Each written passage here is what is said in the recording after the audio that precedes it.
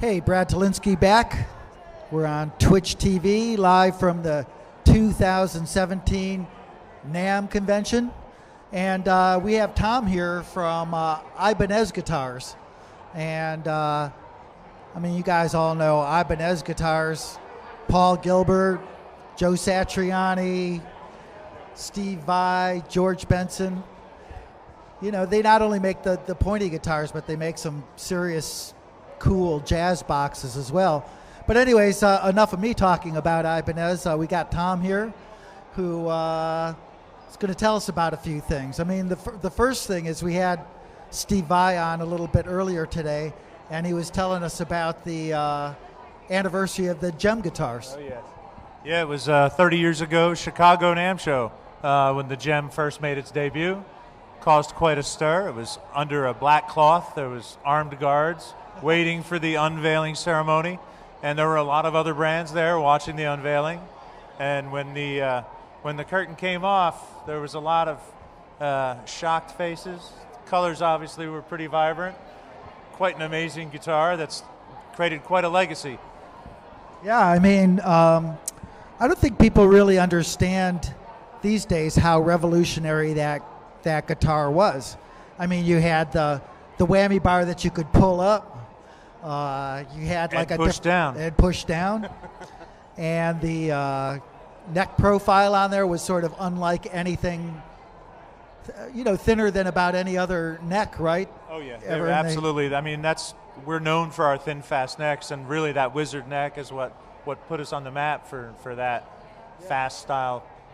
I think also the cutaway on that guitar was a little deeper than anything we'd ever seen. Super deep cutaway, all access to all the frets, which even if you had 22 or 21 fret guitars prior to that, you didn't always have access to the upper register. So that was very important to Steve in the development of that every note was reachable. I mean, people take that for granted these days, but back then you had your basic Stratocaster and you had your basic Les Paul. And the Steve Vai Gem pretty much revolutionized the way a lot of people started making guitars after that. Absolutely. Including Ibanez. Oh, absolutely. Yes, huge impact. So what else new do you have? Well, it is the 30th anniversary of the Gem, but it's also a very important milestone. It's the 40th anniversary of the George Benson. So we've been working proudly with George for 40 years, and to commemorate that, we have two releases this year, the GB 40th, which is a limited run, very few pieces, very limited. And then we have a limited production run, the GB 40th 2, which we're going to run all year just for 2017. I mean, that to a point, you know, in a certain way, the fact that you guys have had people like Steve Vai and Joe Satriani, they sort of think about Ibanez as being this company that makes, you know, these vibrant guitars and these very sort of space-agey kind of things. But you guys had a serious jazz tradition for a number of years. From the very beginning. Actually, before the Shredders got involved, the Jazzers were there first. Yeah. You know, we've had a long-established relationship with George Benson, obviously, Pat Metheny, John Schofield, and the up-and-comers. You know, Eric Krasno is very well established now. So even the young generation has moved into the Ibanez archtops. What is Tom told me that that Ibanez is putting out something like 130 different instruments this year, but I'm sort of curious, of all of them, what's the one that really has you excited as a player? Well, there's so many good things, it's really hard to narrow it down. There's some really cool things going on in the Premium series, which is revamped this year. Stainless steel frets, all sorts of cool features. But the acoustics actually has me jazzed because, you know, we're not always looked at as the traditional acoustic company. We're more looked at as the electric guitar, acoustic guitar company. But we made several inroads in the traditional market in the last 4 to 5 years. And this year we introduced these thermal aged acoustic guitars, which are torrefied tops. Just incredible tone. So I'm really proud of those, actually. I'm an acoustic guy myself.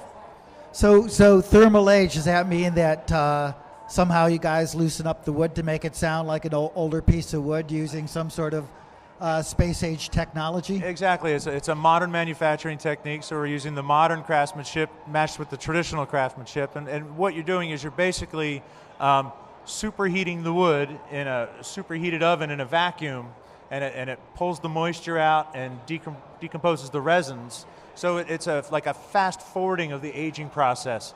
So as we know, solid tops continue to improve with age tonally. So what you have is a guitar that right out of the shop sounds like a naturally aged 15-year-old instrument. Cool. Yeah. So you're an acoustic guy. I am. That's my preference as a player. Like Travis picking, that kind of stuff. Like, what do you do? Oh, it's just the tonal differences in the acoustic versus the electric, the way it mixes on stage with other musicians. I've always liked to play that way. So just one more question. So what is the most heavy metal guitar that you guys are making this year? Well, the entire Iron Label series is really huge for us right now in the metal market, and the one that really sticks out is the RGA IX 6 and 7 string as well. It's an ash body with bare knuckle pickups, ebony fingerboard, really cool. So I guess the moral of the story here is, if you're into guitars, whether it's shredding, whether it's into jazz stuff, whether it's heavy metal, I mean, Ibanez has something. Sounds like they have something for you this year. Absolutely, there's something for everybody. So go check it out on Ibanez.com, right? Would that be the thing? Thanks for coming by, Tom. All really right, thanks appreciate for having it. me. Yep.